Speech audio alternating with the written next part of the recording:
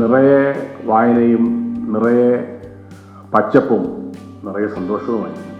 വാസ്തവത്തിൽ അതിൻ്റെ ഒരു പൂർത്തീകരണമാണ് ആ വായനയുടെയും കുട്ടികളും കുഞ്ഞുങ്ങളും അധ്യാപകരും ചേർന്ന് സൃഷ്ടിച്ച പച്ചപ്പിൻ്റെയും അതിൽ നിന്നൊക്കെ നമുക്ക് കിട്ടിയ പുഞ്ചിരിയുടെയും സന്തോഷത്തിൻ്റെയും ഒക്കെ ഒരു പരിസമാപ്തി നമ്മളിവിടെ അടയാളപ്പെടുത്തുക മാത്രമാണ് ഇന്നിവിടെ ചെയ്യുന്നത്.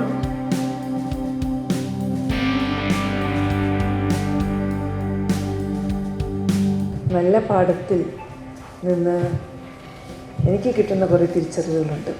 മാലിന്യ സംസ്കരണം നിങ്ങളുടെ ഈ പ്രവർത്തനങ്ങളായിട്ട് മാറുന്നത് കാണുമ്പോൾ ഭയങ്കര സംതൃപ്തി തോന്നുന്നു.